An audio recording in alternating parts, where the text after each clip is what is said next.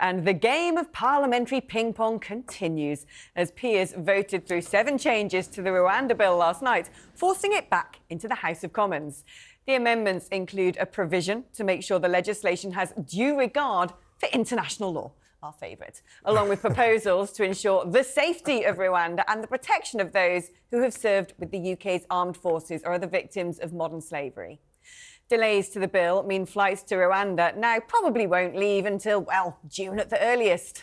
It comes as a new report shows plummeting birth rates in Britain will leave the country heavily reliant on immigration in order to maintain public services and economic growth. Let's speak now to Lord Alex Carlile, a leading barrister and crossbench peer. First of all, Lord Carlile, thank you very much for joining us.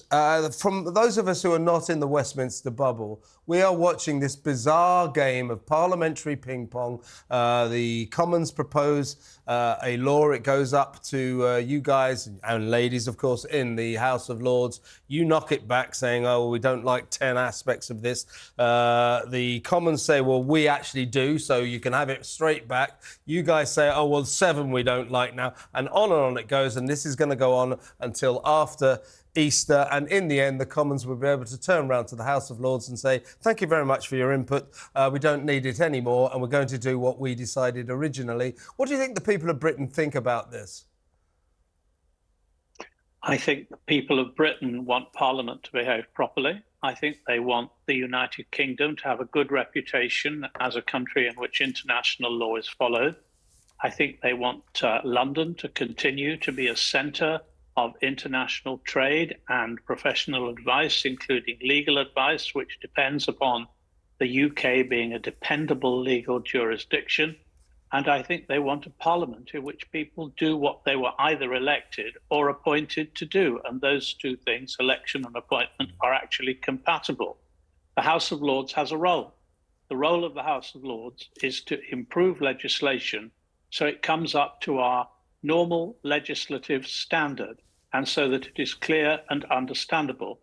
The problem with this current bill is that it is based upon an untruth.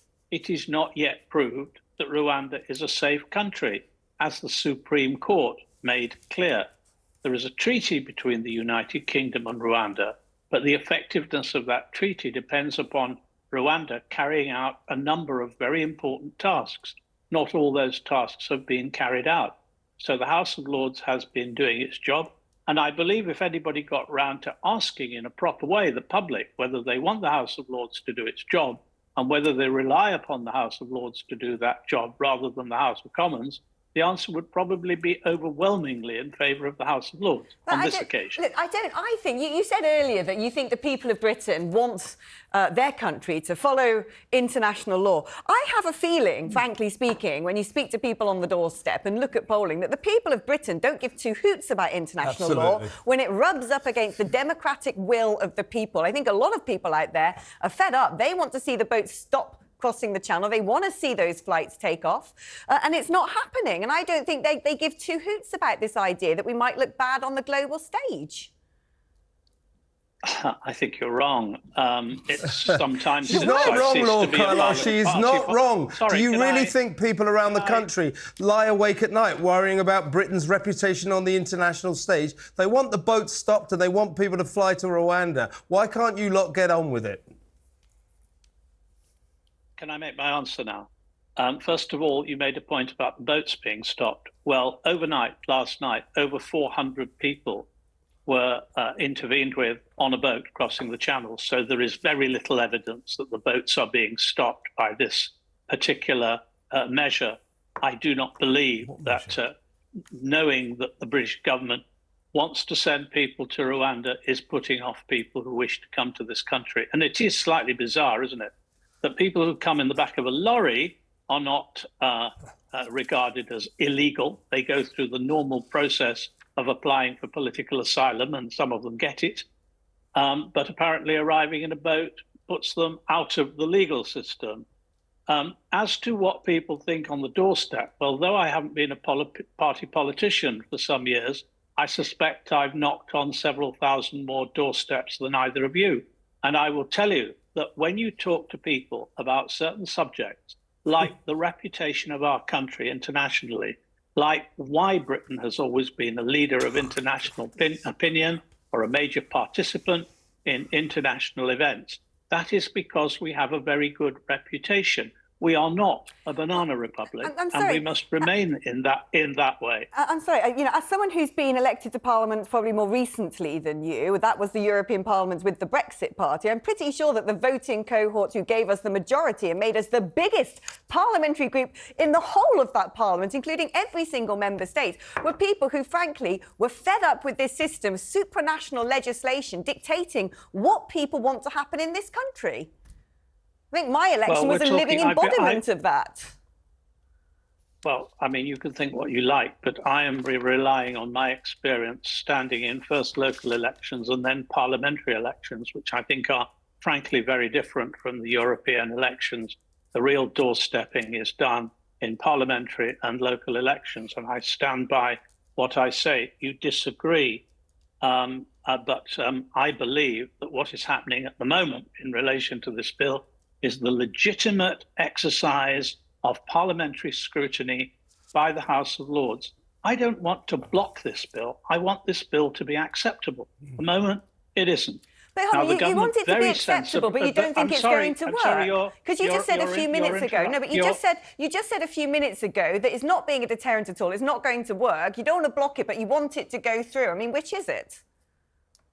Your noisy interruption is not allowing me to give my answers. It's not a noisy interruption, it's interviewing you and asking you to clarify what you have previously said, which is you didn't think it would work as a deterrent, so you don't agree with it, but you don't want to block the bill, you do want it to work. So which is it? You want it to work, but it won't work? I got halfway through the sentence when you interrupted me, so please be patient.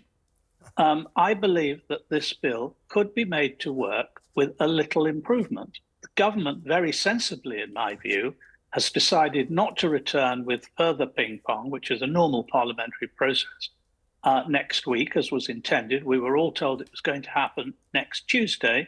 They're coming back in the best part of a month's time on the 15th of April. I believe that that delay is constructive, that there will be discussions, and that there are some very simple solutions which can make this bill acceptable, not ideal, but acceptable to me and to other crossbenchers, of whom getting on for 60, all of whom come from very different backgrounds and different ways of life and different occupations, voted against the government 7 times last night. The parliamentary process in a bill which was not a manifesto bill allows the House of Lords to do what we are doing, and we shall continue to do that. Can the Commons not, in the end, Lord Carlile, turn around to you and say, thanks very much for your input, but we're going to do what we originally intended to do? And that is another case of people around the country going, well, what's this all about? Why are you having this sort of insular little debate that in the end won't amount to a hill of beans, that you will have made your point? I agree. Of course, it's good to have a second chamber to check legislation, to look over it. Of course, that's a good idea. It would be better if you were elected, but that's another thing. But in the end, Rishi and the gang can turn around and say, forget it, we're doing what we did. The people of Britain, they look at this spectacle, this parliamentary ping-pong, this debating society, and they think, what about the real world? Any chance that that could get a look in? Any chance we could actually deal with the fact people are drowning in the Channel right now while Parliament plays parliamentary ping-pong? People are aghast at this spectacle. I'm not sure which of your 5 questions that you've just asked you want me to answer first, but I will answer the first one first, which is yes, Parliament can do what it's doing, and no, the government cannot stop Parliament doing what it's doing, because this is not a manifesto bill. There is a convention, which is that the House of Lords will not obstruct and continue to try to amend a manifesto bill. But the so-called Salisbury Convention means that if it's not a manifesto bill, the House of Lords can continue and can continue for quite a long time to obstruct the bill. In due course, the House of Lords will try to ensure that the government gets its bill. I promise you, I'm trying to ensure that the government gets its bill, but it's got to be a bill that ensures that there is some control over what at the moment is a fiction, that Rwanda is a safe country. During the debate last night, I asked ministers repeatedly what they will do if they find that Rwanda is not a safe country. And the answer was not, we will stop these people being sent to Rwanda, but that we will turn to the independent group who are involved in adjudicating on how fair the process is, and we will listen to them. What they did not say is if the independent monitoring group say that this is an unfair process, they will stop sending people there. That's one of the fundamentals we have to deal with. And the answers given by ministers in the House of Lords, all very nice people and all trying to do a very good job, were not satisfactory.